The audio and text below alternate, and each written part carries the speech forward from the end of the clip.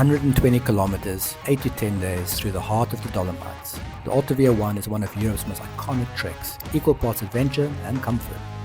From turquoise lakes to rugged passes, cozy refugios to sudden storms, it's a journey that has it all.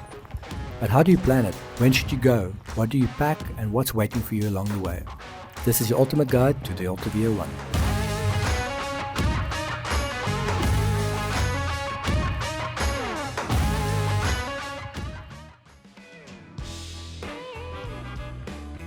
So what exactly is the Alta Via 1? In short, it's a 120 kilometer trek across the Dolomites in northern Italy. Most people hike it in 8 to 10 days, starting here at Lago di Braies, one of the most photographed lakes in the world, and finishing down at a lonely bus stop just outside Belluno. Glamorous start, less slightly glamorous finish. Along the way you'll pass epic peaks, ridges, valleys and some very cozy refugios. You don't need climbing gear or alpine experience, but you do need some level of decent fitness, some hiking legs and a willingness to share a bunk room with strangers who may or may not snore louder than thunderstorms. The trail is rated moderate, no ropes, no ice access, but plenty of long days, steep descents and one or two moments where you'll question why you packed that extra pair of socks.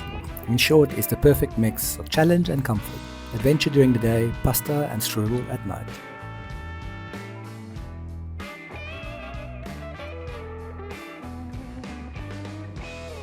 Let me take you through my journey on the Alta Via 1, an 8-day trek through the heart of the Dolomites. I'll walk you through each day, the trail, the refugios, the highs, the lows, and the occasional toilet situation, and all the unforgettable moments in between. Quick heads up, this video has chapters in the description below, so feel free to skip around to the sections that interest you the most. Also, this will be a quick day-by-day breakdown, so if you want a full experience, please check the video in the description or head over to my channel. Alright, let's start at the very beginning. Day 1, Lago di Braies to Refugio Belluno. Let's go. Every great journey starts somewhere. Mine at Lago di Braies, the most photogenic lake in all of Italy. And yes, it really is that blue. I took the classic lake show. You have to. And then I turned away from the crowds and onto the trail. Alta Via 1, here we go. The first climb hit fast. Hot sun, loose gravel, and a moment of regret for packing that second chocolate bar. But with every switchback the views opened up, forest turned to rock, and just when I was considering if I'd actually make it to lunch, Refugio Belluno.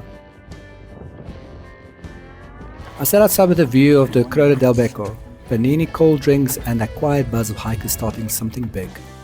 Dinner was pasta and laughter with other hikers, stories swapped, blisters compared, that first night energy, hope, nerves, excitement. And when I crawled into bed that night, I knew this was going to be one hell of a journey.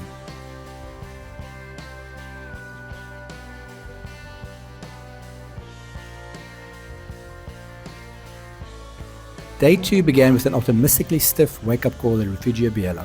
One working toilet, sugary breakfast, and legs pretending they were fine, which they weren't really. The first stretch to Refugio Centers was gorgeous. A flat trail, rolling views, marmots whistling by like tiny mountain refugees. Total peace.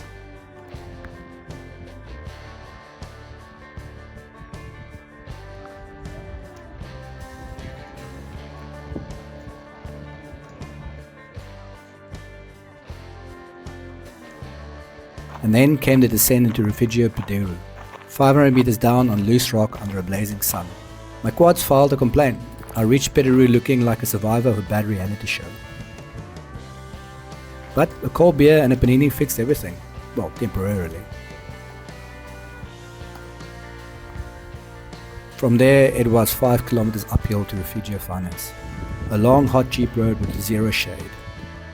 Everyone was suffering. I blasted music to distract myself and crawled my way up. And then bliss. Farness appeared like an alpine oasis. Huge terrace, cold drinks, hot showers included. 75 euros for half board, worth every cent. Dinner was a full 3-course meal with dessert, a spiritual experience after that climb. I spent the afternoon in a deck chair chatting with fellow hikers, sun on my face, beer in hand, another dorm, another snorer, but clean, fed and horizontal. That's the trail version of winning.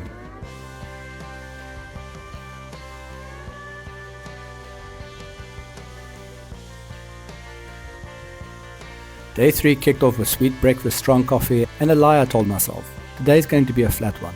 It wasn't. The first few kilometers were stunning. Wide valleys, gravel trails and cowbells soundtracks. I even stopped at a peaceful alpine lake to soak my feet and my soul. Pure magic.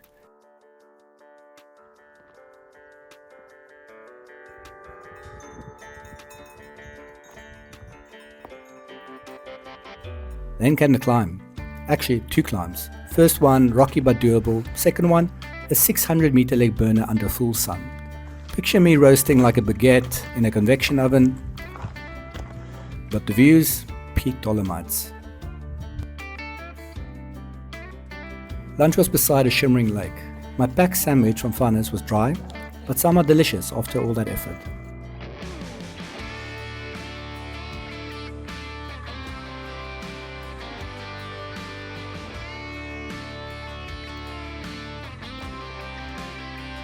I skipped the famous Refugio Lagos way. It was too hot and too late with too many switchbacks and a storm coming. A pro tip, take the gondola later. I did, it snowed, it was wild. As cloud rolls in, I push past the World War I tunnels and moody mountain vibes before finally arriving at Refugio di Bona, one of the coziest spots on the trail. Wood beams, giant terrace, ravioli with butternut and sage butter that nearly made me cry. 19 kilometers, 1,200 meters of elevation gain, 1 missed refugio and 1 perfect dinner. Day 3 was a banger.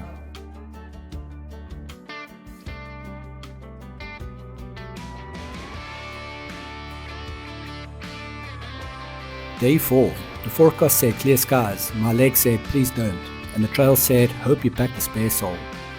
I left Refugio di Bona at 5:30 in the morning, fueled by cold coffee and blind optimism. The forest was silent, the air was still, just me and 26 kilometers of mountain mayhem ahead. The first climb to Etiquette was peaceful, birds chirping, trees swaying, and me pretending this was going to be a chill day. Spoiler, it wasn't. At Etiquette I rewarded myself with a second breakfast, hot coffee, cake and a coke. This would become a theme. Then came Refugio Avaro, perched high above the clouds. More snacks, more ore, more sweat. The views were insane, the descent after, even more insane. Slippery rock, no guardrails, just gravity and poor choices. By midday, I hit Paso Gal, easily one of the most beautiful places on the entire AB1. So naturally, I had cake again, then thunder. The final climb turned into a race against a full-blown storm. I hiked like my life depended on it, because honestly, it kind of did. Lightning cracked, wind howled, and just in time, a hidden emergency refugio appeared like a miracle. I crashed inside, soaked and shaking, but safe.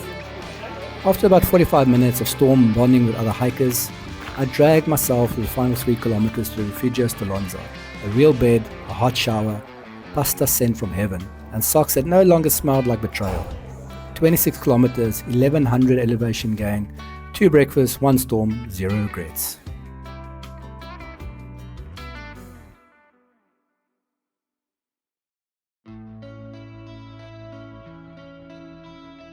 Day 5. The sun was out, my legs were cooked, my brain on airplane mode. I left Refugio Stolonza running on caffeine, sore from yesterday's thunder hike. The trail eased me into a peaceful forest, cool, shaded, suspiciously kind. But we all know what that means, a climb was coming. Sure enough, I reached Palo Favera, grabbed a coke and said an silent prayer to the vending gods. Then the oven opened. 650 meter grind, no shade, no mercy. The climb to Refugio Coldai nearly broke me. Dusty switchbacks, sun overhead, sheep everywhere. But the payoff, immense. Coldai sat on a high ridge with a view that slapped the tide right out of me. I crushed a sandwich, a coke and 2 liters of water inside, watching day hikers grab lunch to go. Smart. Because just beyond the ridge, Lago Coldai. Unreal, blue, surreal. I dropped my pack, sat on a rock and stared in silence, alongside about 50 others doing the same. From there, the trail danced through rocky ridgelines, snow patches and insane views in every direction. The exposure was real. No trees, no shade, just you, the sun, and rapidly depleting gummy bear supply. Eventually, I dropped into the forest and reached Refugio Vazolero. Remote, peaceful, no roads, no signal, just hikers, tired smiles and beer with no ice. Hot showers? Yes, for a token. Card payments? Nope, bring cash. Tiramisu? Surprisingly solid. I ate meatballs, watched the sunset over jagged peaks, and finally, a night without a snorer in the dorm. Honestly, that alone felt like a miracle.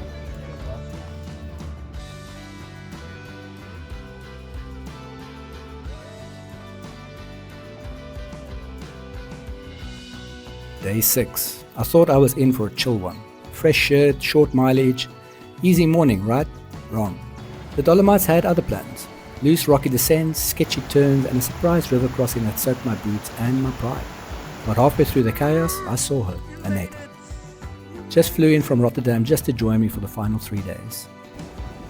We caught up at Capana Trieste, fueled up on sugar, then climbed back towards the main AB1. She crushed it. Me, I was pretending I wasn't melting. The trail turned rocky and narrow, poles out, hands scrambling, sun blazing overhead like an interrogating lamp. Welcome to the Dolomites, baby. Eventually, we reached Refugio Caristatio, perched high with panoramic views and blessedly cold drinks. We parked ourselves on the terrace, watched the clouds build, and just breathe. The final stretch was mercifully flat. Shaded, calm, and full with those trail conversations that just happened. We reached Refugio San Sebastiano just before the storm rolled in. Private room, private bathroom, and an actual towel. Luxury. Dinner? Meh. But no snorers, no dorms, and no regrets. A lot of hikers end their Alta Via 1 here, and I get it, it's a perfect off-ramp. But for us, the real journey was just beginning. Tomorrow we head into the quiet south.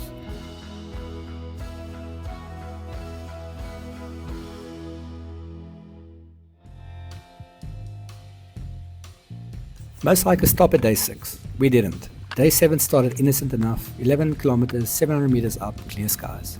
Just us and a herd of cows blocking the road. The gravel eventually gave way to forest, birds chirping, cowbells clanging. It was almost too perfect. Then the Dolomites remembered who they were. Shade vanished, the sun cranked up, trail markers, well, let's just say we got creative. By 11 AM we were roasted. Lunch happened on a rock, mostly an excuse to sit and sweat.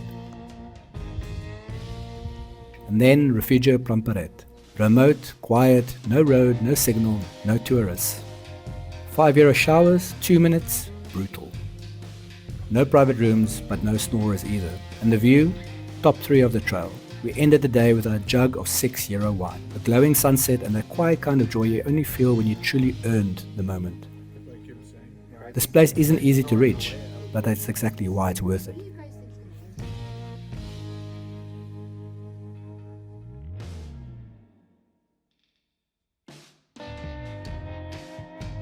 The last day, and somehow the most dramatic. It started gently, soft light, silent trail, then came the ridge. Loose rock, switchbacks. A cold wind that cut through everything, jacket on, hood up, focus locked. That final ridge, narrow and exposed. Sky above, drop-offs on both sides, and one wrong step, and well, let's just not think about that.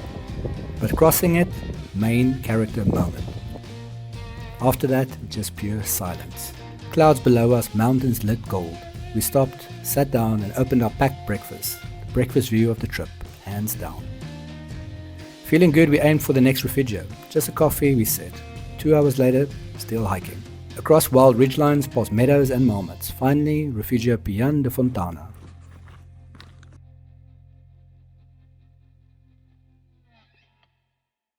And then came the descent. The forest with humidity, rolling never-ending hills. And then, eventually we reached Refugio Bianchet. Hot gnocchi and cold beer. A reward we didn't know we needed. And then the final stretch. 6 kilometers that felt like 9. Knees were aching and the switchbacks just never ended. Then eventually a road. Civilization and the end.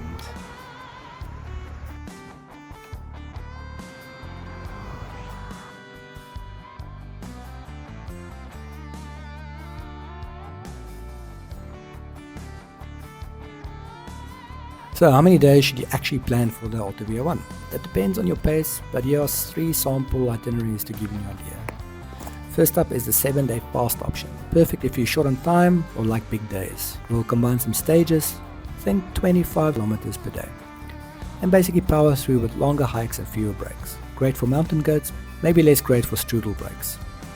Next is the 9-day classic. That is what most hikers choose, around 13 to 18 kilometers per day with a good balance of effort, rest and time to actually enjoy the refugio dinners. Honestly, this is the sweet spot for most people. And then finally you get the 11-day relaxed option. You'll split some longer stages, hike shorter days and have extra time for side trips or just chilling at the refugio terraces. Ideally if you want to recover, soak it all in or travel with slightly less experienced hikers. So whichever pace you choose, the key is to plan your refugio bookings around it. Once those are secured, the rest of the itinerary will fall into place.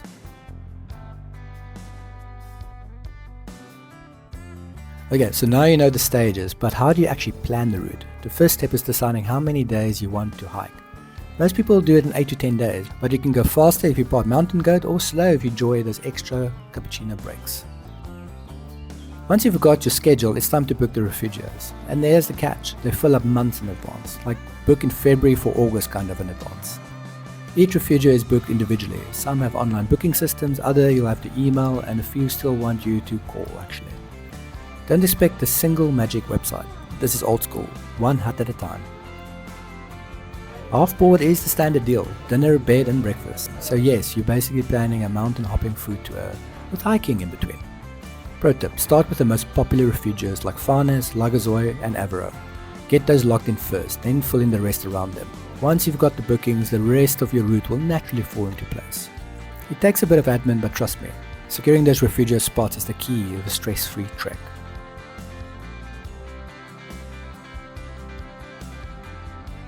So what would you actually expect out there? The Alta Via one isn't extreme mountaineering, no ropes, no crampons, but it does come with its own set of challenges. First up, steep descents. The drop into Peru is legendary. Your knees will remember it long after the views fade. Crowds are another reality. Certain stretches feel more like a mountain highway than a wilderness trail.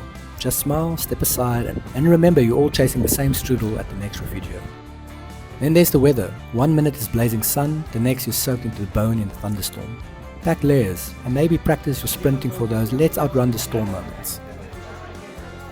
And of course, the refugio life. Shared dorms mean shared sounds. From snoring symphonies to early risers who think 5 AM is the perfect time to reorganize their backpack. Bring earplugs, your sanity will thank you. But honestly, that's part of the charm.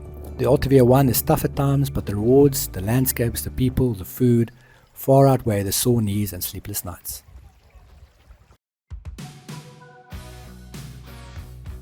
For every tough climb or rainy day, the Alta Via one rewards you with the moments you'll never forget. Like starting at Lago di Braies, easily one of the most beautiful trailheads in the world.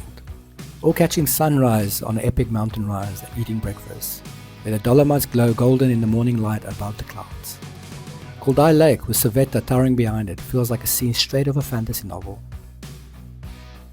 Wildlife too, marmots whistling at you, and ibex showing off their climbing skills. And then there's the refugio life, long dinners, shared stories, and the strange magic of bonding with complete strangers over pasta and strudel. It's those little moments, the views, the food, the friendships, that make the Alta Via one more than just a hike. It's an experience you'll carry with you long after you've left the mountains.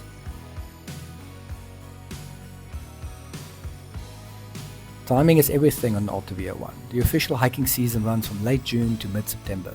Outside of that, refugios are closed and you'll likely be swapping hiking boots for snowshoes. June is beautiful, but you still might find some snow blocking the higher passes. Think magical winter vibes with the added bonus of slipping on your backside. July and August, well, that's peak season. Expect blue skies, busy refugios, and more people on the trail than in the average Italian piazza. Book early, unless you enjoy sleeping under the stars without a mattress. September is a favorite for many. Fewer crowds, cooler weather, and a crisp mountain air. Just be ready for shorter days and the occasional snow surprise. And no matter when you go, the Dolomite weather is unpredictable. One day it's sunscreen and t-shirts, the next you're regretting not bringing a snorkel for the rain. Bottom line, late June to September is your window. Pick your season based on whether you prefer snow patches, crowds, or a solitude with a side of chilly mornings.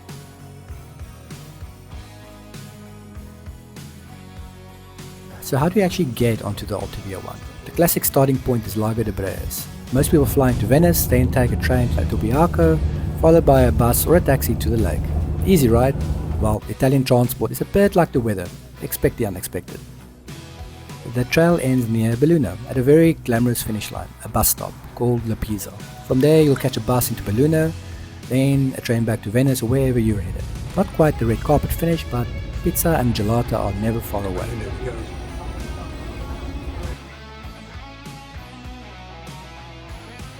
Now, let's talk money, because hiking the Alta Via 1 isn't just about the sore legs, it's also about the budgeting. Staying in refugios with half board, that's dinner, bed and breakfast, usually costs around 65 to 90 euros per person, per night. If you get a private room, it's closer to 90 to 110 euros per night, but most hikers go with the dorms. Lunch is extra. You can either order at the refugio or pack snacks. Expect about 10 to 15 euros for a simple plate, or more than 20 euros if you want something a bit heartier. And yes, the strudel is always worth it. Drinks, a cappuccino is about 2 euros 50 and a beer between 5 and 6 euros. And after a 20-kilometer day, well, let's be honest, you'll be stopping for more than just one drink. Showers can cost anywhere between 2 and 5 euros for a few minutes of hot water. So budget for hygiene or embrace your new mountain musk. All in, most hikers spend about 70 to 100 euros per day on the trail. Add transport, gear and pre or post hike pizza and gelato and you're looking around 800 to 1000 euros for an 8 to 10 day trek. So no, it's not the cheapest adventure in Europe, but honestly, mountains by day, pasta by night, it's worth every cent.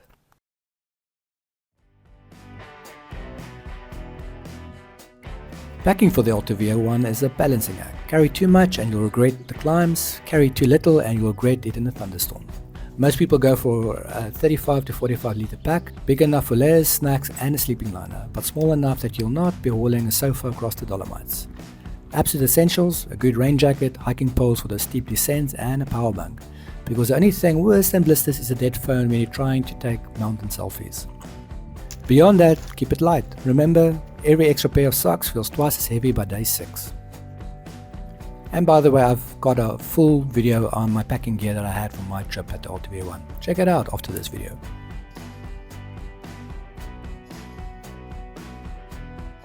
Worried about getting lost? The good news is the Alta Via 1 is pretty well marked.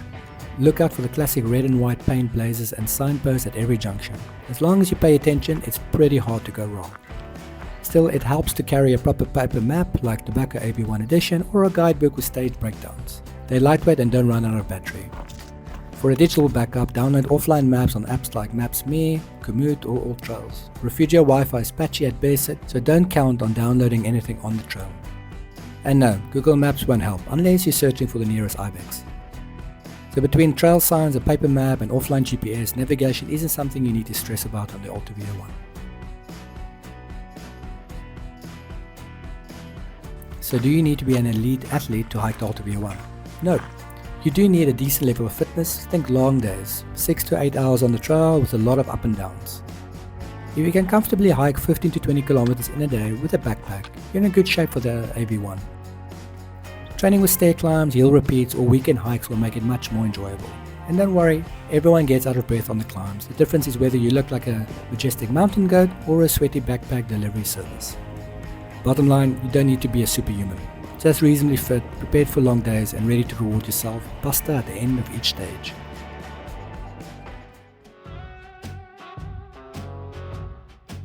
Okay, so just a quick word on safety and etiquette, because the AB1 is as much about respect as about adventure. Afternoon storms are common. If the sky turns black and the thunder starts rolling in, don't push for the ridge. Go for shelter, the mountains will be there tomorrow. On the trail, stick to the red and white marked paths and let faster hikers pass. Think of it like mountain overtaking lanes. In refugios, always take your boots off inside. Nothing clears the dining room faster than the hiking sock. And finally, be respectful. Space is shared, food is family style, and lights go out early. Good vibes make the whole trail better for everyone. Stay safe, be kind, and the Dolomites will give you an unforgettable experience.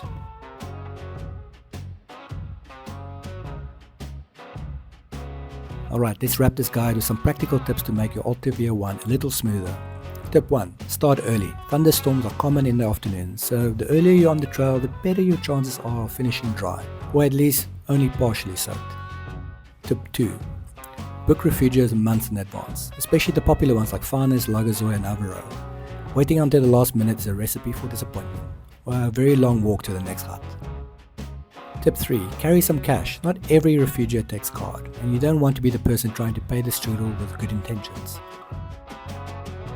Always pack for all weather. Sun, rain, snow. Sometimes all in one day. Layers are your best friend. And tip 5. Pack light. And yes, you can do laundry on the trail. Hanging socks off the balcony is practically part of the Alta Via 1 culture. And finally, don't stress if things don't go perfectly. Bad weather, sore legs, missed turns. It all becomes part of the story. Roll with it, and you'll love the experience even more.